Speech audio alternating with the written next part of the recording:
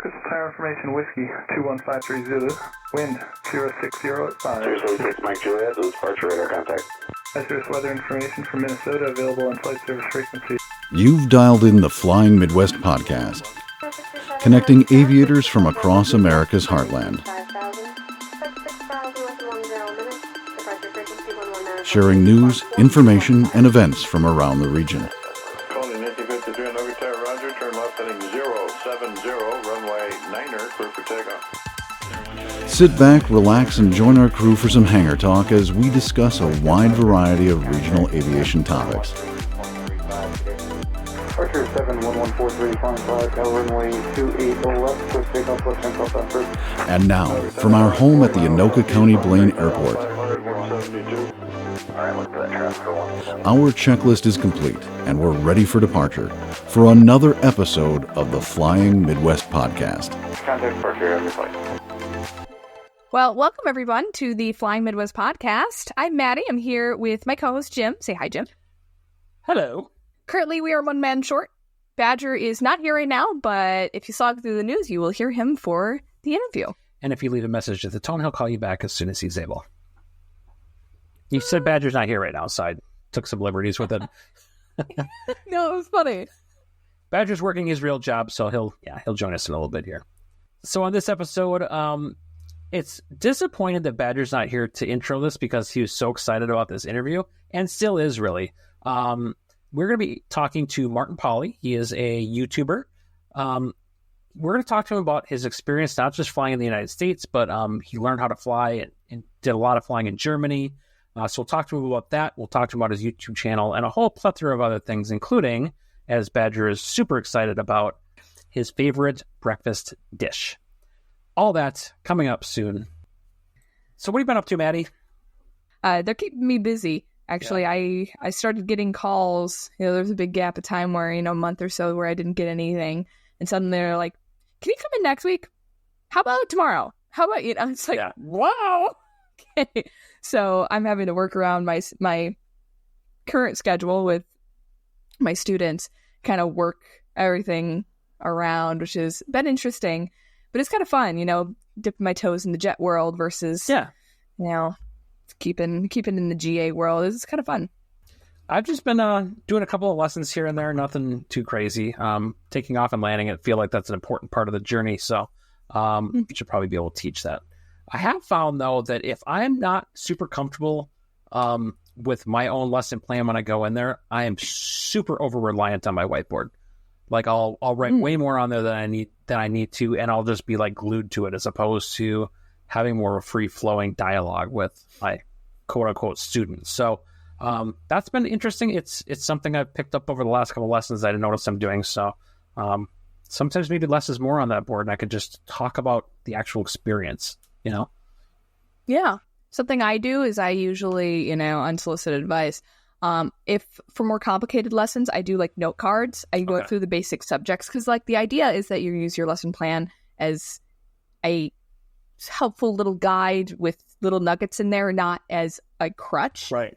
So using, sometimes I just go the extra mile and just shrink it down as much as possible. That gives me the freedom to kind of talk about things. And then also I'll go to the whiteboard if there's something. If I start talking with my hands too much, and it's I need to draw this out. That's when I usually go to the whiteboard because or if, it's an important detail, talking about Bernoulli's principle or whatever, write that down, that kind of thing. Something that they may want to see or take notes on.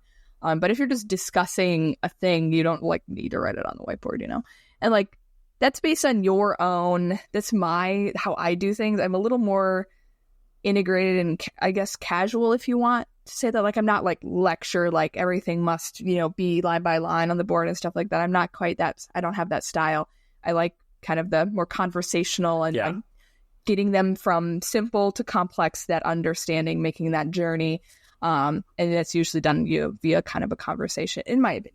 And I feel that's how I want to do it. It's just I found that timing wise, I had a whole bunch of other stuff going on. So I kind of threw one of these lessons together. And then once I got to the point where I was teaching, I'm I'm not as comfortable with the content as I would like to be. So some of that's my own preparation. Yeah. So an important lesson there too. Yep. No, and it's hard. And I feel like real teaching is easier than learning for your CFI for sure. So you have to have like the brief lesson, you have to have the in-depth lesson, you have to have way more knowledge than you're teaching. It's like, where is that line? And then when you start doing it, it's like, oh, okay. It's not that bad. You can kind of go, because every lesson is tailored to the student anyway. Mm-hmm. Like there are certain students where it's like, I know I can't go here right now, or they will immediately become overwhelmed and it's like, it's not going to be a good time. Yeah. So we have to keep it simple until like gradually we have to make it more complicated, or like they're doing really well with this, so we're going to introduce this early kind of thing. Now that we've caught up a little bit, should we jump into some news and events? Oh, we absolutely should. So we're going to actually start off in Indiana, which I feel like is a state that doesn't get a whole lot of representation on this podcast. So in West Lafayette, Indiana, lives Purdue University, and such is their airport. So this year, as of, for sure, February 2nd, 2024, the new terminal at Purdue University Airport is now named the Amelia Earhart Terminal. Now, this isn't just some random name that they picked out of a hat or, she was a girl and cool and she flew airplanes. So Amelia Earhart was actually an instructor and an advisor at Purdue from 1935 to 1937, which I did not know. Pretty cool. So she actually flew out of Purdue University Airport in the 30s. It was actually the nation's first university-owned airport.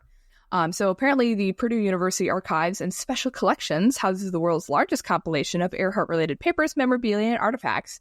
These are all available online. If you would like to see them, we will have that down in the show notes if you're curious. So a lot of the collection includes documents related to her solo Atlantic flight, the second unfortunate fatal attempt at a world flight in 1937, and then items related to her stay at Purdue. So that's pretty cool. In 2023, in August, trustees gave the approval to actually plan, finance, construct, etc., this new terminal.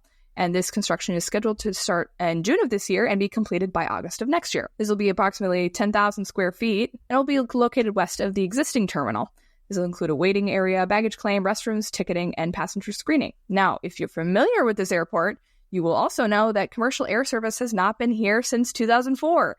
So that means the return of commercial air service to this airport. That's pretty cool. It's pretty neat that commercial air service is returning to an airport as after having been there, and now it's left. So that's pretty cool. I'm sure they're going to love it there.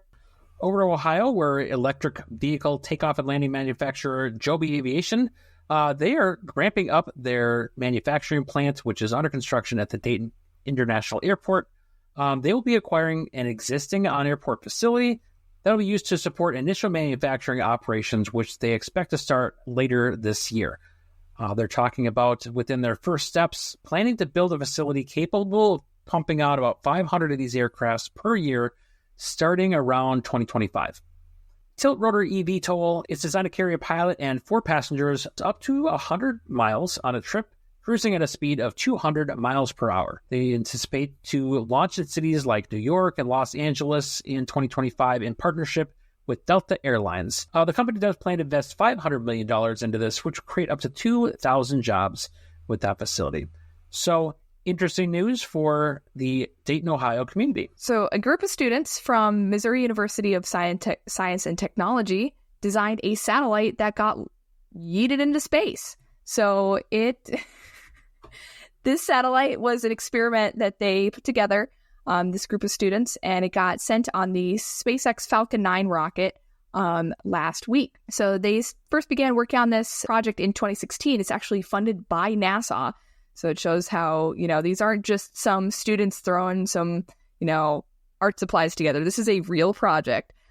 Several students and alumni have played a crucial role in this. This satellite initiative is referred to as the multi-mode mission. It's there to test an experimental thruster using a liquid propellant that was designed in the Missouri S&T Advanced Plasma Lab. The propulsion system has both chemical and electric components.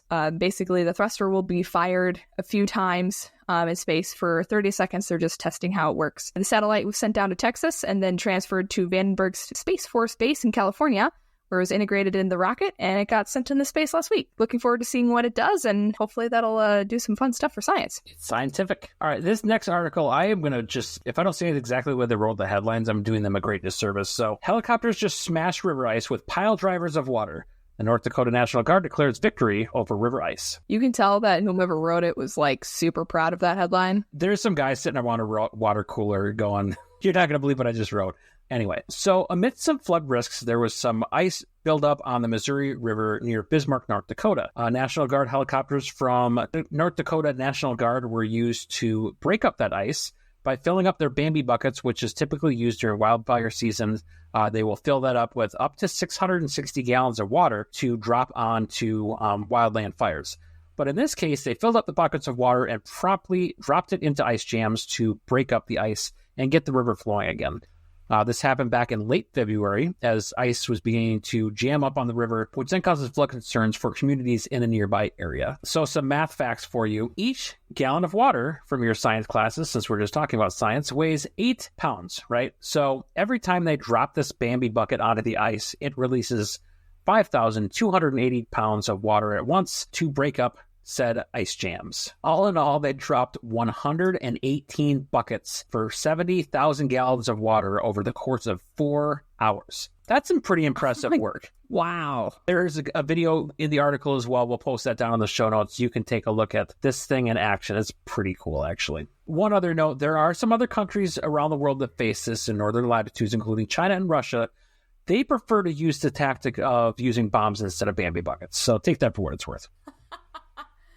We're just not hardcore enough, are we? Oh, my goodness. So in New Century, Kansas, which is pretty close to Kansas City, Garmin International hosted a big event where they had hangar tours and flights for high school female students during Women in Aviation Week. So that was last week. Younger women and girls in school were able to go tour some hangars and actually go and fly with Garmin and learn some stuff about their avionics and things like that while they were there. Personally, I'm going to take this moment as a time to nerd out a little bit and kind of emphasize how important I think these things are. Because speaking as somebody who, you know, I went to air shows with my dad, and for whatever reason, there was a huge cognitive disconnect in the fact that I didn't think I could fly a plane. Heck, I thought I was just going to be an English major and like make no money for the rest of my life. Not like that was, am I going to make money anyway, but at least I'm happy. So like, I didn't know that that was a career option. And with this, I think that a lot of, you know, people of all types,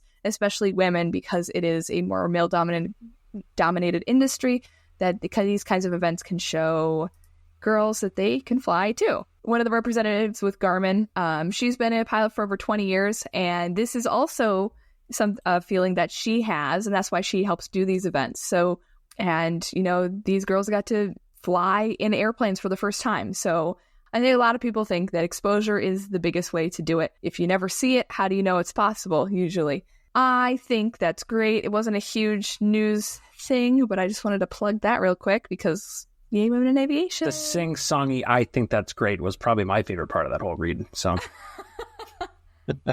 well, that's going to do it for our news section this time around. We're going to skip events because there's just not a lot out there just yet. We will bring events back in our next episode. However, we do have a reveal for our Pilot Quarters Sectional Showdown. So, oh boy. I think I'll read some of the comments that we got. It would not feel right to introduce a new sectional chart item without Badger here to be able to contribute his thoughts on what it may or may not be. So we'll reveal last episode's Sectional Showdown item, but we won't make a new one until Badger's here with us to participate as well. So, from the Peanut Gallery of Facebook comments, this item, for those who didn't see that before, it's on our Facebook page, but essentially it's like this multiple point sheriff star looking thing with a like radio tower in the center of it. So some comments we got isn't that the symbol for the Illuminati? Delbert Lowe says, navigational aid for Santa Claus. Bryce Eitzman, I'm sorry if I said that wrong, Tesla Teleforce. Ryan Kruger, Scientology beacon. Mark Reines, I think this is the more elaborate answer, but he says this is a 653 AGL obstacle with guy wires, and the sunburst pattern depicts an area of flight restrictions around the obstacles for the guy wires. In essence, the area inside of the starburst is considered Class Bravo, which cannot be entered without clearance. Tom B says that it's hazardous laser. the closest to the actual correct answers.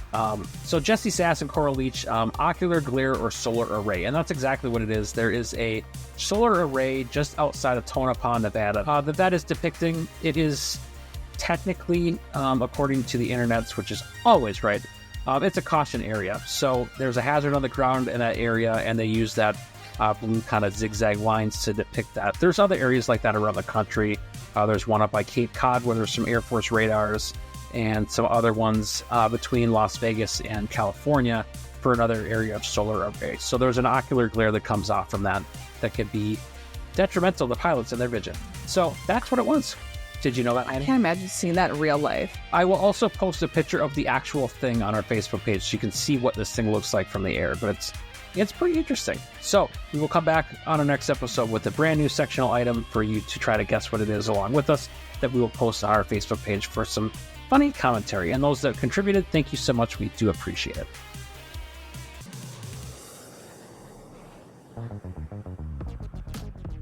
Attention aviators.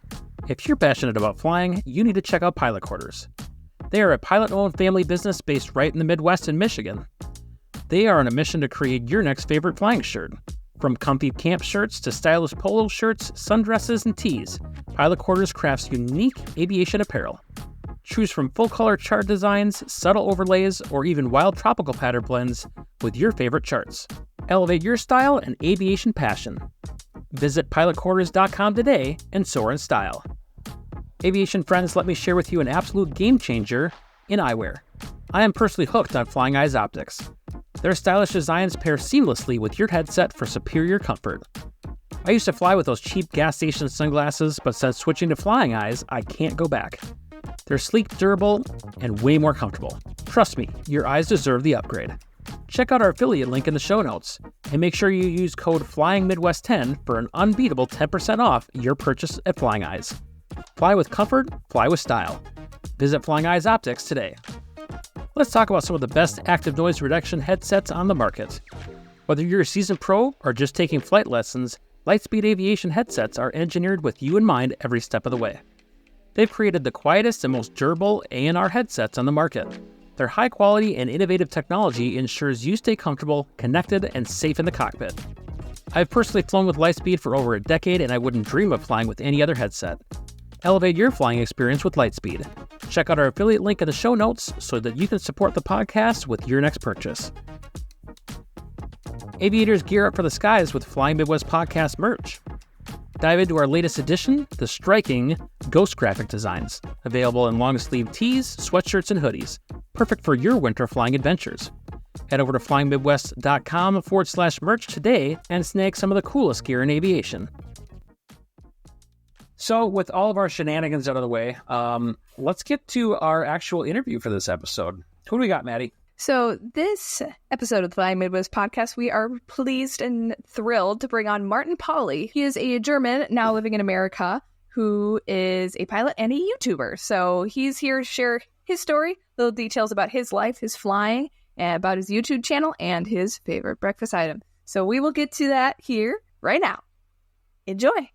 Martin, thank you so much for joining us tonight on the Flying Midwest podcast. We really appreciate you taking some time out and sitting down to chat with us. Absolutely. Thanks for inviting me. Yeah, it's excited to have you here. We've checked out your YouTube channel, and you've been around for quite a while. So it's cool to have another Midwesterner part of the podcast and, from the YouTube community. So you've listened to a few episodes, so I think you probably know what's coming next. It's going to be our Fast 5 questions. And before we started recording, you said how great you are at answering questions very spontaneously. So this should be a lot of fun. Oh, yeah. I like to be prepared, but this is going to be putting me on the spot. It's a little bit, but they're pretty harmless questions for the most part. Let's see how it goes. Yeah, all right. Question number 1. Favorite airport? Innsbruck, Austria. Austria. Okay. What's special about that airport for you? It's just stunningly beautiful on a nice day. I guess it's freakishly scary on an instrument approach because you have mountains on both sides. Okay. It's in a valley. But yes, on the right, nice, calm day, it's absolutely gorgeous. You don't have too many of those mountains in Cedar Rapids, Iowa, though, so... No. highest elevation is the landfill. I was just gonna say. All right, question number 2. Favorite state in the Midwest to fly to? I want to say Wisconsin, because of some nice destinations there, and also because it's a little more hilly. The rolling hills there, a mix of that and lakes and rivers or creeks. It's just the most scenic of the Midwest states that I've seen. I don't like giving a lot of points to Badger, but I do agree that in some respects there are some nice parts of Wisconsin as you're flying over it. I went up to the UP of Michigan, and I had to obviously fly over Wisconsin to get there. So a lot of rolling terrain there. You're right. That's what I've been trying to tell people. Badger State's beautiful to fly in. Come check it out. Oh yeah, Beautiful. Is that what you said? Beautiful. Question number 3. Favorite aviation movie? Ooh, just one? We'll allow as many as you want to talk about. Oh, let's see. From the top of my head, Cruz, the Right Stuff is great. Love that movie. Devotion was fantastic. That's a newer one. And then I think my favorite old one is Those Magnificent Men in Their Flying Machines. It's a really good one. I don't know if I've seen that one. I've heard of it. That's worth a watch. Okay. Every now and again, we get these guests that come on and say a movie that I haven't heard, and I go watch it and go, okay, that was worth my time. So, yeah, that last one is black and white. That tells you how old it is. That's okay. Question number 4. In your opinion, ugliest aircraft? Anything from the Cold War area made in the Soviet Union. I mean, it's like they had a contest on who could build the ugliest aircraft. Whether it's an airplane or helicopter. Yeah, they're pretty bad helicopters too. And they're not that great looking. All right, final question. If you could meet and have a conversation with anyone in aviation, dead or alive, who would it be? I think Charles Lindbergh for that. Okay. He really pushed the envelope and did it in a really good way. And just being able to talk to him and see what all he did consider before he ended up with, how he crossed the Atlantic. I think that would be a fascinating conversation. Totally agree. He's on the top of my list as well. So, all right. Well, thanks for playing along with our Fast 5 questions. I think it's time for you passed. Good job. That wasn't so bad, right? No. They get easier from here. So. All right, so take it away, Badger. You can go with the first question. All right, sounds good. So, Martin, everybody, at least that follows you on YouTube, knows you as a single-engine prop guy, but not everybody necessarily knows your background was in gliders, right? Yeah, that's right. Can you tell us how you got into aviation and gliders specifically and transitioning to engine-powered aircraft? Sure. Yeah, so I was born and raised in Germany. I didn't come to the U.S. until I was 27 years old. And I started flying at the age of 14. That's the minimum age for gliders in Germany.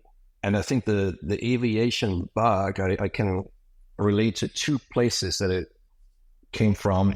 One is our next door neighbor was an airline captain. And in fact, the very first flight that I remember was a family vacation within Europe, where the flight to a destination I spent in the jump seat of an L-1011, because our neighbor was able to get that flight. And back then they were pretty easy about allowing people in the cockpit. And then I also have an uncle who was flying for many years of his life, not anymore, but.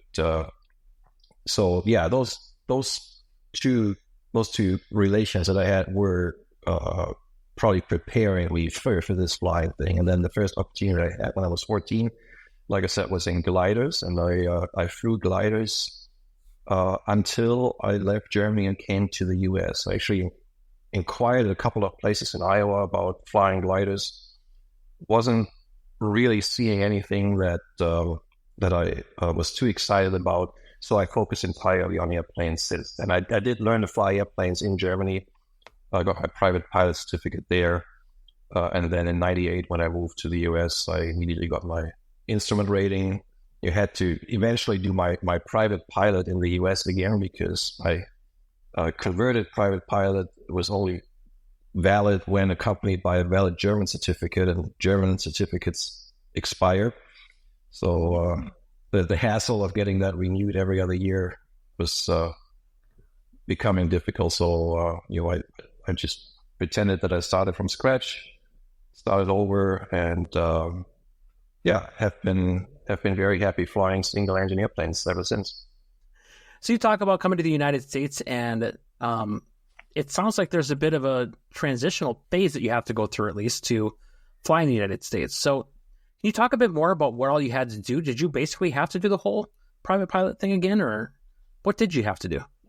No, the legal requirements are actually quite simple. The FAA makes that very easy, much easier than it would have been the other way around, by the way. So what I had to do after I arrived in the U.S. was I made an appointment at the FISTO, which at the time was in Des Moines, Iowa. They've since moved to Ankeny. And they helped me through the process of applying for a private pilot certificate based on a foreign certificate. Okay. And I remember it was a very, very pleasant and welcoming experience. A lot of people don't seem to like the FISTOs too much. I think of my friend Brian Turner, his experience. And there's there's the name drop for this episode, by the way. We drop his name once an episode. Obligatory Brian Turner reference. My experience was quite the opposite.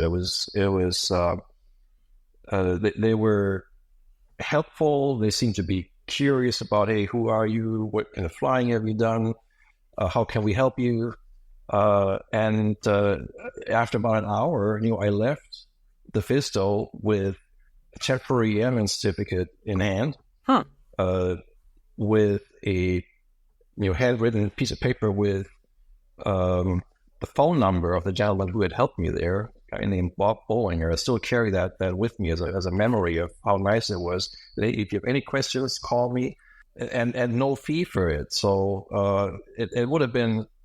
It was a completely opposite of what any such transaction would have been in Germany. It would have been measured in weeks, not hours. It would have been a fee, and nobody would have offered their phone number to help with anything. So that was one of my really, really nice, memorable experiences early on with aviation in the U.S. That is great. So you've experienced flight in two very different countries with two very different sets of rules, different terrain, different all that stuff. So what was it like learning in Germany, and how does it compare to flying here? The rules are not that different, really, right? It's all based on ICAO standards, and they have the same airspace letters, and use them not quite exactly the same way, but similarly. So where you see differences is in the practical application of things, and based on the fact that Europe in general, but Germany in particular, is very congested. Everything is very tight. There's a lot of commercial air travel. There is military air traffic and restricted areas.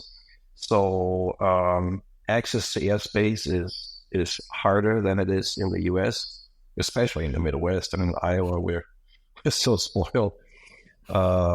And the another difference is the cost. It's a very, very expensive hobby to fly airplanes. That's one reason why flying gliders is so popular in Germany, because you need very little fuel just for the launch, and then you're on your own, exploiting the thermals. It's also very much a team sport over there, and that goes not just for gliders, but also for airplanes. A lot of volunteers, a lot of time spent at the airport taking turns flying the gliders, and flying the tow plane or operating a winch for a winch launch, or just helping on the ground, so that on top of the expensive aircraft and landing fees and costs for maintenance, we didn't also have to pay for personnel wherever that was avoidable. The fact that it was a team sport created a really nice environment there, a lot of camaraderie that I miss sometimes here in the US, where here it's more everyone on their own. If you own an airplane, you don't interact that much with your hangar neighbors maybe as you would over there. But in terms of utility, the two are worlds apart. Right? In the US, it's so easy to use a light aircraft for personal transportation to travel through the country. You arrive at an FBO and they help you with a rental car or a crew car or hotel accommodations, fuel, whatever you need. And that's very rare back in Germany. So back in Germany, it's I'm also a cyclist, and you're in Germany, many European countries, bicycles are just part of transportation. You go to school, to the grocery store, to work on a bicycle. That's just normal, right? And here in the US, you put your bike on the rack of the car, you drive to a trailhead, you go up and down the trail as often as you want, and then you drive back home. So it's fun, it's exercise, but it's not transportation. Right. And it's the other way around with airplanes. Where in Germany, you might fly for a little sightseeing flight and return where you landed, or go somewhere and visit an airport cafe for a cup of coffee and then fly back home. But you don't use it to travel from a cost perspective and an infrastructure perspective, and limitations like this very little night flying. Hardly any small airport is even open at night. So right there, it's just too restrictive. Interesting. Yeah, I've heard that about the German airspace. Well, I guess European airspace in general. You guys have so many people packed into such tiny spaces where space is a premium everywhere, including in the sky, which it makes sense, but I can see how that would be kind of discouraging or frustrating if you really wanted to fly an airplane and it's like, well, good luck. And right, I can't even imagine that. I don't even want to think about the fuel costs. Like, we complain about fuel costs here. I think it's like orders of magnitude worse over there. Yeah. So. Now, the flip side of the congestion is within just 2 or 3 hours of flight time, right? You have how many countries accessible in Europe with a plane, right? So if it were set up for that kind of travel, it would be the perfect traveling tool. But they just don't do it, right? They have, and maybe part of it is also a different attitude towards environmental aspects. Right or wrong, most Europeans care more about that than most Americans. So wasting that kind of fuel and creating that kind of pollution is frowned upon there more than it is here. That may also be a factor. Mm-hmm.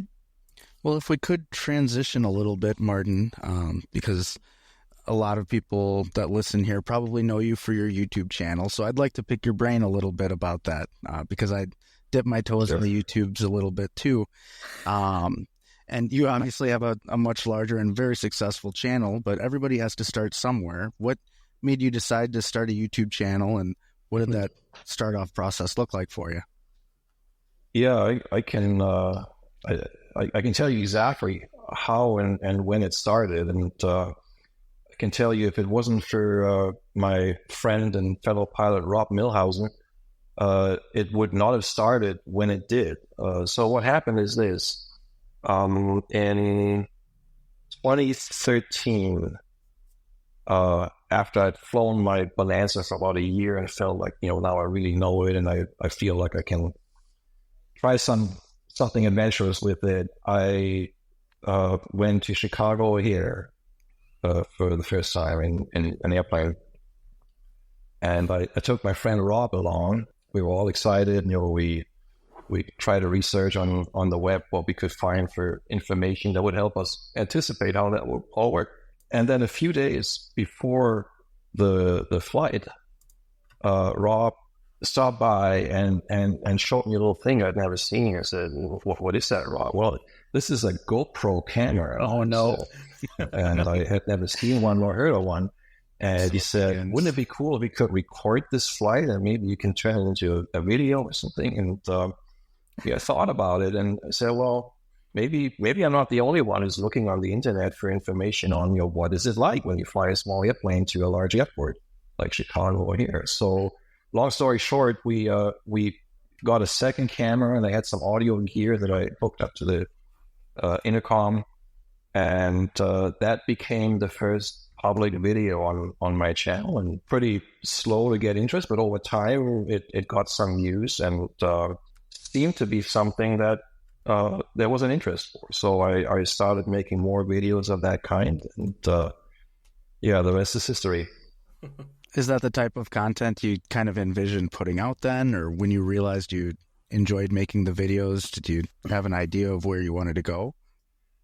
I initially just thought of that type of video, right? Flying the small airplane to the large airport. That was the theme of the channel at the beginning. And I still make videos like that. One of my bucket list items is I want to fly to all the Class Bravo airports, at least in the lower 48. The civilian ones, of course. I don't think that'll let me into the military ones. But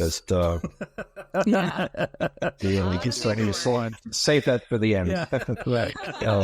That's rough.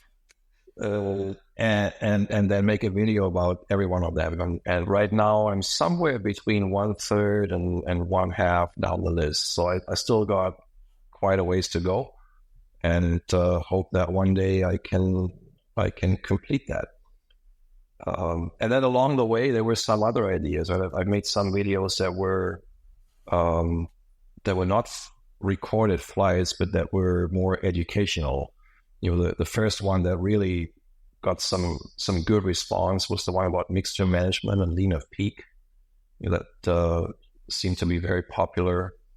And then later on, I was very fortunate to have a chance to team up with Doug Rosendahl from Mason City, Iowa, and we've made how many? Maybe close to a dozen or so videos together by now on topics like multi-engine training. That seems to be a very, very popular series for multi-engine students, and topics related to aerodynamics and performance, and description of the electrical system, and lots of discussions that are, they look like casual chats in Doug's hangar, but I think there's something quite useful there in those videos for many pilots, based on the feedback we've gotten.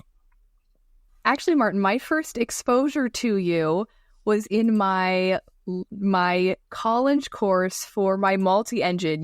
The drill video was required viewing. I don't know if you know that, but I was like, that's a guy doing YouTube videos. That's cool.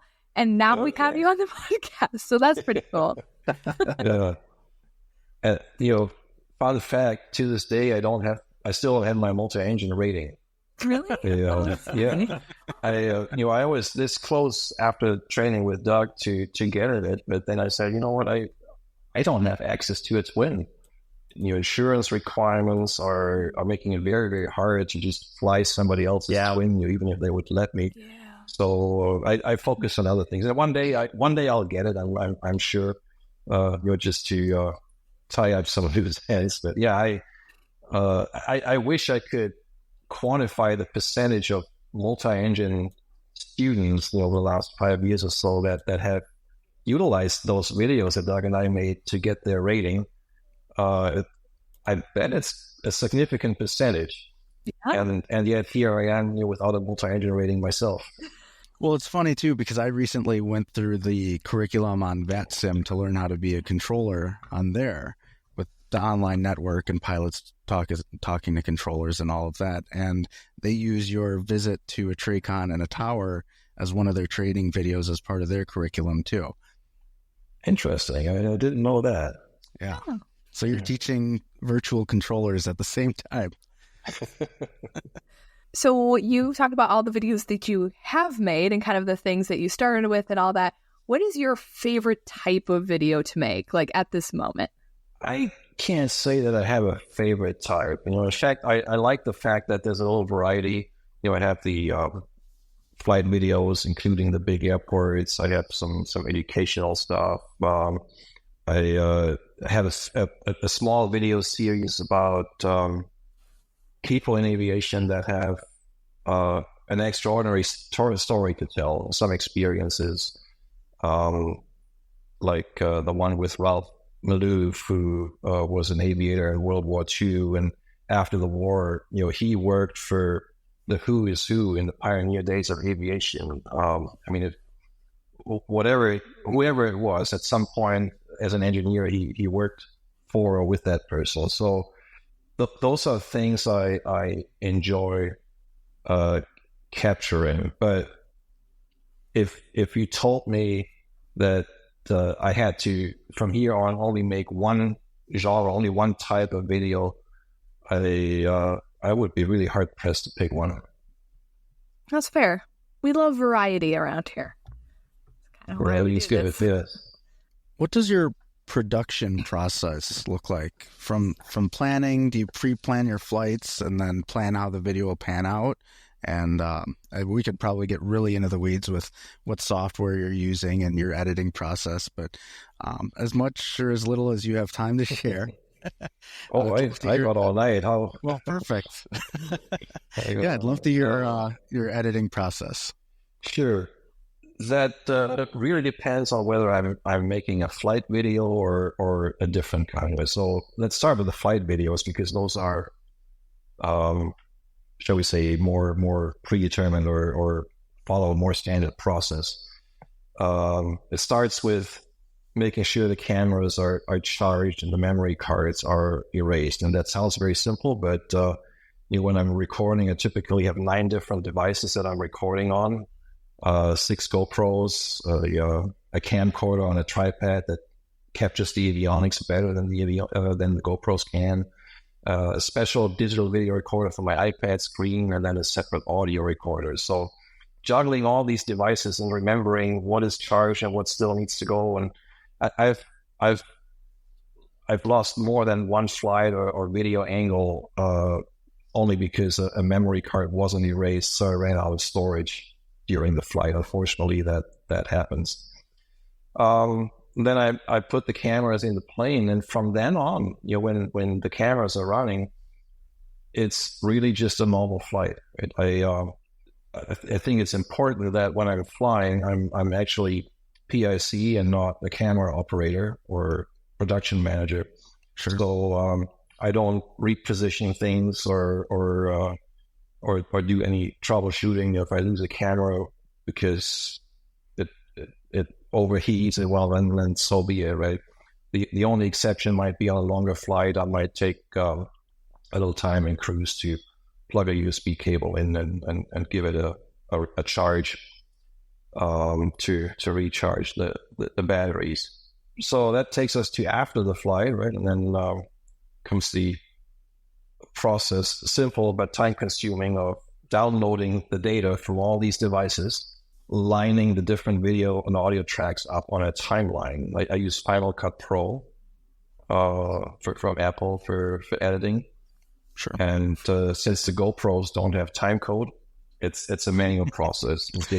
They use the audio waveform with a clap or yes, it is something to align them, create what's called a multi-clip for different angles. Yeah, and then telling the story, in other words, editing and cutting things out is pretty straightforward, right? Because the flight is the flight, and whatever happened there happened, and my job is to cut out everything that I think is not interesting, and to keep it to a reasonable length. And then come the finer touches, like some color correction, adding captchas for the ATC. That's something I do that I don't think I've seen too much on YouTube. A lot of people tell me in comments that they really like the ATC captchas, the radio communication. For us pilots, our ears are trained to it. We know what to expect, so we can most of the time make it out. But somebody who is just starting or is not a pilot but has an interest in understanding how this all works, right? They like these captchas, and that's another time-consuming step to add something on the screen, a text overlay every time controller tells me something. I use Photoshop a lot for additional graphics or even for animation. I create the building blocks for animation in Photoshop.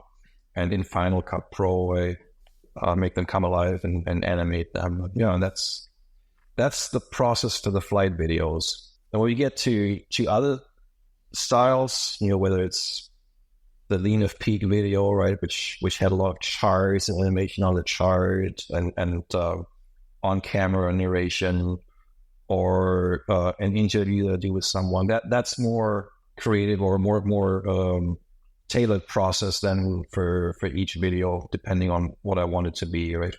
When I make them myself, I usually have something along the lines of a storyboard in my mind, and that I try to implement, and I script it. I'm not able to speak for minutes at a time, without a lot of breaks and ums and ahs. So I use a teleprompter for that.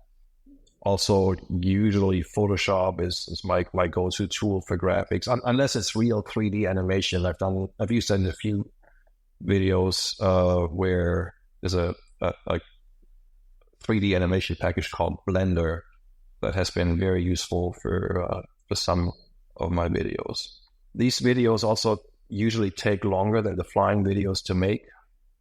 The lean of peak video, I want to say that probably took somewhere 80 to 100 hours or so to make. Oh. For something that's just a hobby, that after hours and weekends, that takes a long time. And I have other material that I recorded, thinking of some stuff I have that would be a really, really great part of an aerodynamics series. I recorded that 5 years ago. I just still haven't figured out how to build the rest of that series to make it good and to make it something comprehensive. So not everything I record will eventually see the light of day, so to speak. So that brings me to a question that's somewhat related to that topic of, you have this idea kind of half built up, but how do you build your ideas? Do you have like a running list of things that you want to cover, or things that you want to come back to? Like, how do you come up with the ideas for your content?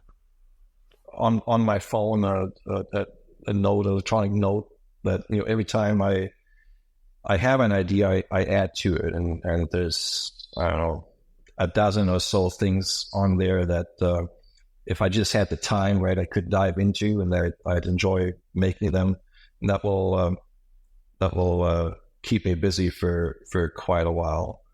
And the idea itself, the inspiration, can come from all sorts of things. It's often a discussion with somebody where I realize, that is something that for which there isn't a good video or good explanation out there, and a video on YouTube might help. Or hearing a story about somebody who had an experience that was quite extraordinary, that is a story that's worth capturing and telling. So when that happens, I add it to the list, and then usually nothing happens for months or for years. But when I have time and I want to make something new, I go to that list and pick something and start with it. That's how a lot of ideas on this podcast come together too. It seems like I have a list, and those two will contribute to some ideas as well. And then I get a handful of days off, and I go crazy with sending out emails asking for guests. So that's how you got roped into this, Martin. So, so for you, what is the most rewarding part of content creation and the presence that you have in the aviation community? Oh, it's the money, no question. No, there's no money in what we do. At least not at my lowly level here. I think I'm just getting close to 40,000 subscribers or so. No, this is a subsidized hobby. I call it. I know how that goes. It comes down to three things. It's the people I meet. It's the doors that it opens. The opportunities that it creates, in other words, and then the things I learn in the process. I love learning new things, especially about aviation, which I'm so very passionate about. And as the saying goes, the best way to really learn about, or the best way to really understand something is to teach it, to try to explain it to somebody else. So that's one of the perks, one of the byproducts that I really enjoy about making these instructional videos is I get a much better understanding of the topic. In terms of opening doors, one of the videos, I forgot which of you mentioned it earlier, that was the TRACON visit, right? Just the ability to visit a tower and a TRACON, bring cameras in and have a panel discussion with controllers, right? Sure.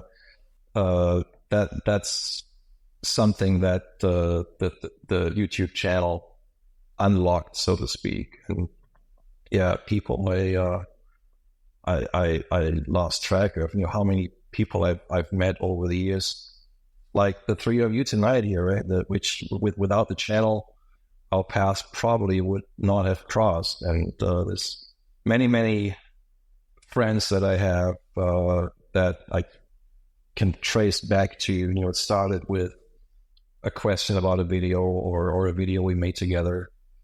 And I'm very grateful for that.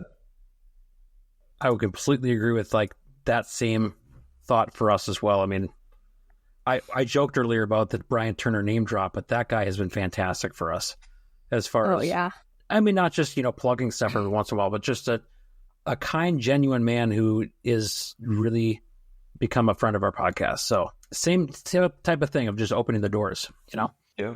And then him dragging, at Oshkosh, him dragging us along. Oh, come meet all these people. It's like, okay. Brian is a good guy. He's a wonderful. There are many good people in the aviation YouTuber community. I couldn't give you a number, but I've met quite a few of my, shall we say, peers. Yeah. Some with much bigger channels, like Captain Joe or Steve-O. Some with smaller channels, and like Martin Pauly. For the most part, I didn't say that. You didn't do that there. For the most part, these are very, very nice people. They love aviation. They love sharing they love sharing their aviation experience, and I have not met anyone here that I wouldn't, gladly sit down with over dinner or an adult beverage. And it's a small but very nice community. That's another thing I've noticed too. That's a really good point. That it doesn't feel like, you mentioned the word peers. It's not like you're competing for views or with us competing for listens. I don't get that vibe at all for people. Like, everyone within the space wants to help everyone out if you ask the right questions. Or sometimes even if you don't, they'll offer it up. So, I mean, for me, Rob Ryder is the perfect example of that. He's given us so many ideas and as far as how to better produce this podcast, and doesn't even realize it. But it's not like a competition. It's just your peers. Yeah, you bring up a really good point there, Jim. That I absolutely agree. And maybe if the goal was to maximize the subscribers and views and the YouTube revenue, right? Maybe we should think of it as a competition, because there's only so many people looking at these videos. I mean, so much content, right? So, but that's not the spirit, right? We all make somewhat different styles of videos, cover different topics, different kind of flying. There's a huge variety of aviation content on YouTube and other social media channels and podcasts like yours. I cannot remember a single time when I interacted with any one of them where a sense of competition or a jealousy or anything like that came up. It's a nice community. Yes, absolutely. So, Martin, what to date, if you had to pick one, what is your most memorable or your most favorite video that you've produced so far? I couldn't tell you one. There are certainly some that are better than others that I think are better quality or more valuable than others, but there isn't one that, or even a top three that stick out that I say, these are the favorite ones.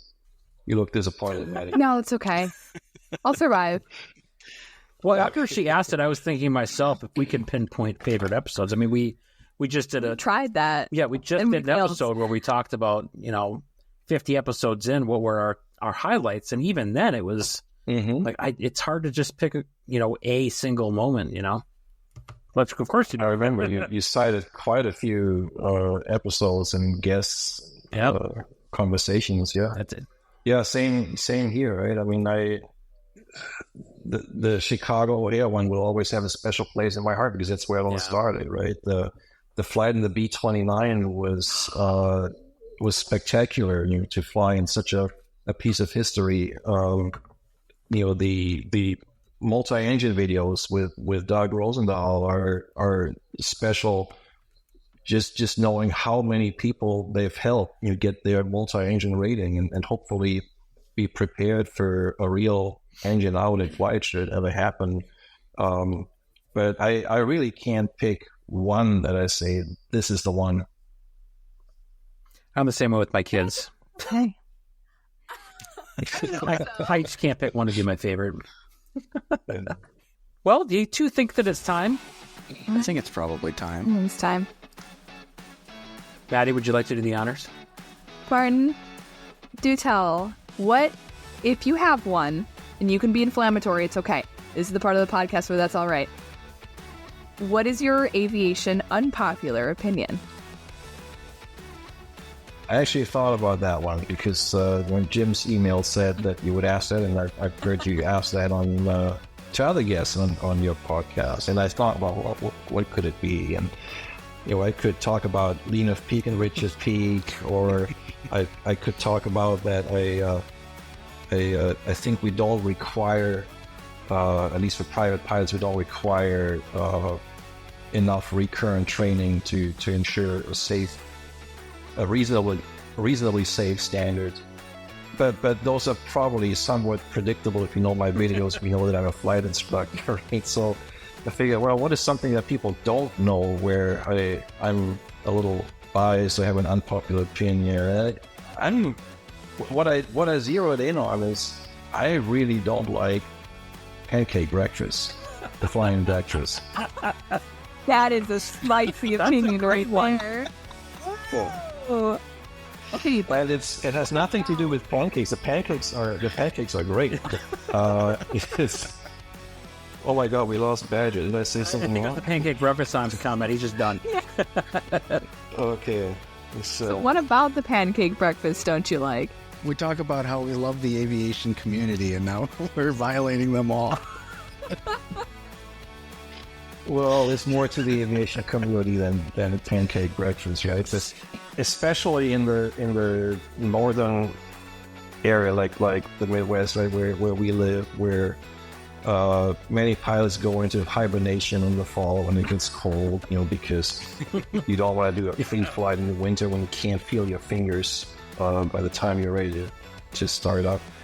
Pancake breakfast, the flying pancake breakfast are the times and places when a lot of pilots who have very little recent experience are flying again for the first time, into a beehive, all arriving at about the same time, all departing at about the same time, preferably at the airport that has just one runway, no parallel taxiway, so there's some back taxiing on the runway, and it's a mess. I feel so much more comfortable flying into Atlanta Hartsfield or Chicago O'Hare than I feel approaching an airport with a pancake breakfast. It scares me. The weekend warriors aren't scary. I don't like to go there. That came around very nicely, actually. It went from like, look, oh, this is a good one, and then just I love the reasoning. Out of curiosity, what would a bad outcome or expectation have been? You don't like pancakes. I think that would have been. Oh yeah. Yeah, that would have been at the Aviation community. I don't like pancakes. I prefer Link's Benedict, but I'm okay with an occasional pancake. Let's put one on. An Eggs Benedict. Almost spilled my water. I'm sorry. So what I got out of that is we need to do an Eggs Benedict fly-in at a Bravo airport sometime. I mean, Yeah. Let's do it. or a Charlie, or any airport where there's not 150 other people all also flying in at the same time. I mean, it'll be crazy, but at least ATC will yell at them if they're being dumb. It could just be. It would be really scary for ATC probably if they all went to the Bravo, or if you want to schedule that at Chicago or here, Yeah. Mark it in your calendar. We'll make some phone calls. We're making it happen. It'll be fun. I just don't know how to make Eggs Benedict. We're going to hold you to that. It's the only problem. Okay. you can learn that. We'll figure it out. Or we'll find somebody. Yeah, I was about to say, Martin, I can fly a plane, but I can't cook. All right. Well, Martin, we certainly appreciate you coming on the podcast and telling us a little bit of your history and your roots in flying and your YouTube channel too, which anybody who for some reason is still living in the NDB world of aviation and doesn't know about your channel, I'd highly recommend to go check it out. I told you at Oshkosh last year that I watched a lot of your IFR videos to get the big picture when I was going through my instrument rating. So I really appreciate all of those videos. Where can people find your aviation content?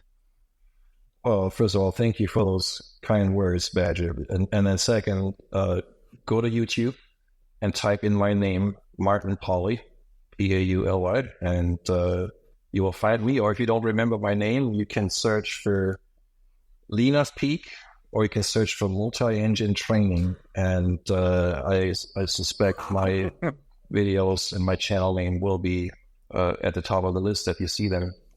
Excellent.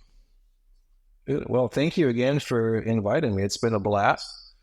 Maddie, Jim, and Badger, thanks for making this podcast. And it was great to be on it. Yeah, thanks so much for joining us. Well, thank you so much again to Martin for coming on the podcast and dealing with all our silly shenanigans. I think we need to talk about his favorite breakfast dish. We've really pumped this up. Badger has talked about having an Eggs Benedict fly-in. I don't know if that's a thing we're actually going to do, but it's intriguing. I don't know how he got so obsessed with this dish, but since he's not here to defend himself, I'm just going to call it the way I see it. I like Eggs Benedict. It's not as big of a deal as he's making it out to be. I think it's, the couple times I've had it, it's too lemony for me. So I don't prefer it, but I was also a child. It was probably the most German thing Martin could have said, and I think I made him spit out his water when I told him that. Oh, yeah, it was a good time. So I enjoyed having Martin on. So I want to thank him again, too, for coming and being part of the program.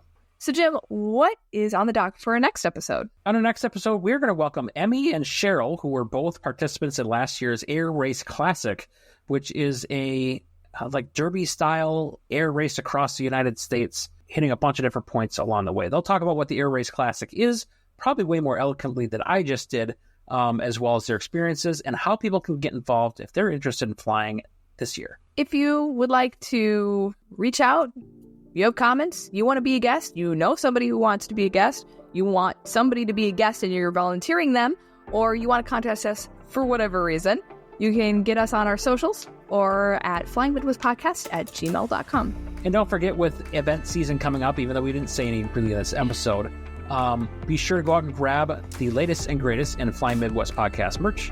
You can get that at flyingmidwest.com/merch, so you can represent your favorite aviation podcast at your next aviation event.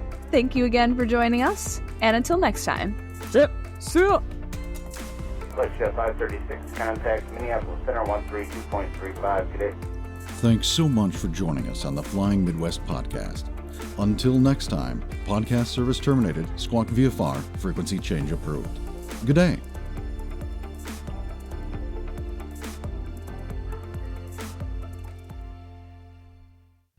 I almost started with Friends, Roman, what is it? Friends, Romans, what is it? Never mind. It's the countryman thing. Lend me your ear. Yeah. Yes. Am I really part of this podcast anymore? I hope so. Because me and Badger together, that's a really bad combination. Someone needs to keep us under control. Because the two of us together, we need one responsible person in the mix, and you're it. And that should be used to support initial manufacturing. Missouri University. God. All right, let's try that one more time.